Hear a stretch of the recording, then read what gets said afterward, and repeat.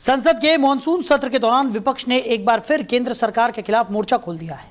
कांग्रेस सांसद राहुल गांधी के नेतृत्व में प्रियंका गांधी वाड्रा समेत इंडिया गठबंधन के कई सांसदों ने संसद परिसर स्थित प्रेरणा स्थल पर महात्मा गांधी की प्रतिमा से मकर द्वार तक विरोध मार्च निकाला। इस मार्च के जरिए विपक्ष ने 3 प्रमुख मुद्दों पर सरकार को घेरने की कोशिश की।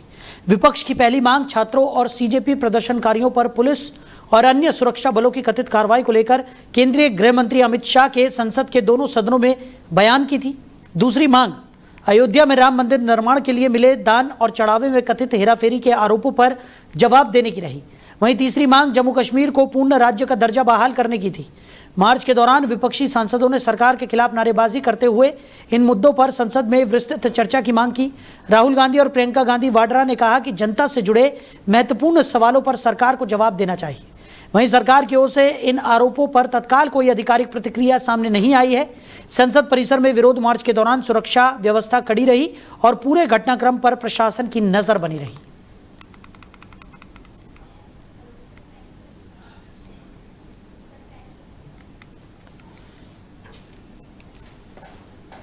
तो छात्रों पर हुई कार्रवाई को लेकर भी अमित शाह से विपक्ष जवाब मांग रहा है। राम मंदिर मुद्दे को लेकर भी विपक्षी दलों ने ये मार्च निकाला है।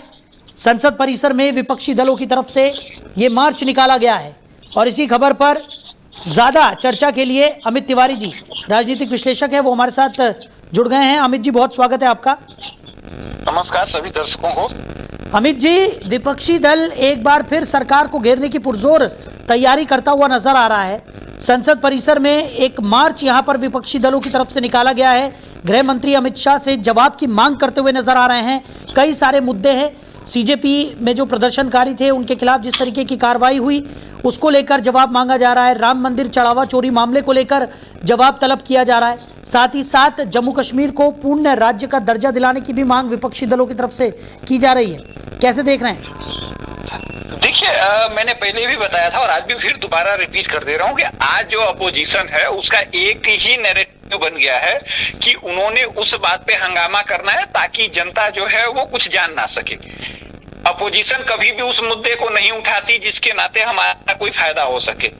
और राहुल गांधी जी जो हैं वो सबके मजे ले रहे हैं। उनको पता है कि रीजनल पार्टियां खत्म होते ही कांग्रेस बैकफायर करेगी आराम से। उसको कांग्रेस के लिए सबसे ज्यादा अपॉर्चुनिटी है।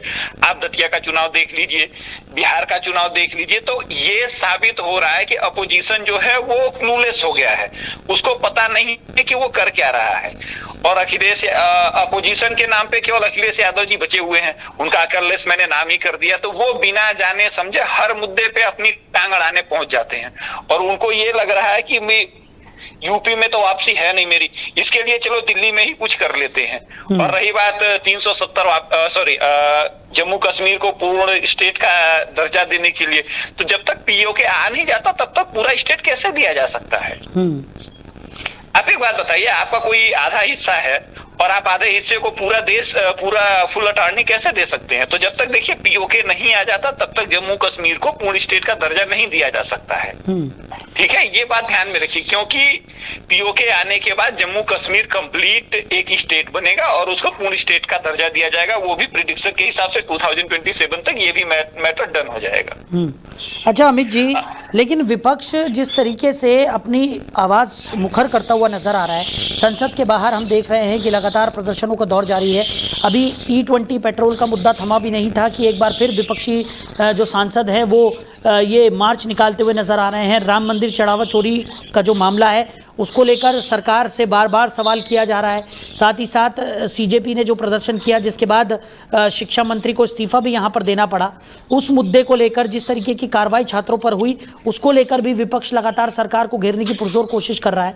और जो अभी बाई इलेक्शन हुए थे उन बाई इलेक्शन में जो भारतीय जनता पार्टी को खामियाजा भुगतना पड़ा है उसको लेकर भी कई राजनीतिक विश्लेषक ये कह रहे हैं कि जो सीजेपी का प्रदर्शन हुआ था या सरकार को जो जिस तरीके से घेरा जा रहा है विपक्ष की तरफ से, उसका ही प्रभाव है कि भारतीय जनता पार्टी को नुकसान उठाना पड़ा है बिहार में।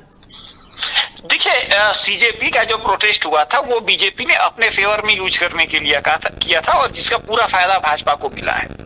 जो आप एक बात बताइए, मैंने पहले भी कहा है कि बीजेपी के टाइम में अब तक 75 पेपर लीक हो चुके हैं और उसमें हर पेपर पे जो लीक हुआ उसमें कार्रवाई हुई है, दोबारा एग्जाम कराया गया। लेकिन कांग्रेस के टाइम में 55 पेपर लीक हुए तो उस पर कोई कार्रवाई नहीं हुई और आज तक जो लोग नौकरी पा गए वो काम कर रहे हैं। तो ठीक इस बात को समझने की जरूरत है कि सीजेपी प्रोटेस्ट में अगर मैं स्टूडेंट हूं, मैंने प्रोटेस्ट किया है, मेरी कोई गलती है तो मैं कोर्ट से ये रूलिंग आउट ले सकता हूं कि मेरी गलती है, मैंने विरोध किया। लेकिन एक बात बताइए, आप वहां जाके आपका कोई लेना देना नहीं, आप जाके वहां किसी को गाली देंगे, देश की सेना को गाली देंगे, देश के लोगों को गाली देंगे, प्राइम मिनिस्टर को गाली देंगे, तो ये हमारे कल्चर का पार्ट नहीं है ना। ये तो हो ही नहीं सकता। और अभिजीत दीपके का तो ओपन बयान आया है कि जिन लोगों ने ऐसा किया है, जो संसद मार्च के धरना प्रदर्शन में गए, हमारा कोई लेना देना नहीं है, वो सीजेपी के लोग नहीं है। तो ये देखिए, अपोजिशन ने इसको अपने हाथ में लिया था और उसका परिणाम ये है कि ये लोग E20 पे चर्चा ना होने पाए। E20 से देश को जो फायदा होने वाला, जो नुकसान होने वाला, इसकी जानकारी पब्लिक तक ना पहुंचे, इसके लिए प्रदर्शन किया जा रहा है ताकि E20 बिल पास हो जाए और नेताओं के घर के जो लड़कों को फायदा होने वाला वो उनका होता रहे। इसीलिए ये सब किया जा रहा है, अदरवाइज ऐसा नहीं होता। क्योंकि देखिए, चाहे नितिन गडकरी जी का बेटा हो, चाहे वहां के कई, मैं नाम नहीं लेना चाहता, काफी लोग अपोजिशन पार्टी से लेके दोनों पार्टियों के लोग इथेनॉल के धंधे में लगे हुए हैं। अच्छी बात है, देश का पैसा देश के लिए आ रहा है, ये देश का पैसा टेररिस्टों के पास नहीं जा रहा है। लेकिन फिर भी हमें तो जानने का पूर्ण अधिकार है ना। E20 बिल आया है तो सरकार को तो ये चाहिए ना कि भैया संसद में चर्चा करे। 10,000 लीटर पानी का जो मैटर है, जो नुकसान हो रहा है, वो ये कोई नहीं चाह रहा है। ये लोग संसद से वॉकआउट करके विरोध करते हैं और बिल अपने आप पास हो जाता है। उसका परिणाम बिना जाने समझे हमें भुगतना पड़ रहा है। तो मेरे अपोजिशन वालों से रिक्वेस्ट है कि किसी मुद्दे पे विरोध करने से पहले उस मुद्दे पे संसद में चर्चा करिए, समझिए, देश को समझाइए, तब उसका विरोध करिए। लेकिन ये लोग ये नहीं कर रहे। इन लोगों ने केवल नौटंकी बना रखी है ताकि बीजेपी अपने हर बिल को आराम से पास कर सके और किसी को देश की जनता को कुछ पता ना लगे। ये 75 सालों से भारत का इतिहास रहा है, तो वही इतिहास दोबारा दोहराया जा रहा है। क्योंकि किसी को भी जरूरत नहीं है कि आपके बिल में क्या आया है, आपको जानने की जरूरत नहीं है। वो केवल टैक्स वालों के लिए है या कोई स्पेशल अथॉरिटी के लिए बनाया जाता है। आम जनता के लिए कोई बिल नहीं बनाया गया है। क्यों? क्योंकि कभी चर्चा ही नहीं होती है। अगर चर्चा होगी तो हमें पता लगेगा। राम मंदिर चंदा चोरी के मुद्दे पे चर्चा होगी तो हमें पता लगेगा। लेकिन चर्चा नहीं करनी है, हमें केवल विरोध करना है ताकि वो बिल जो है वो पिछले दरवाजे से क्लियर किया जा सके।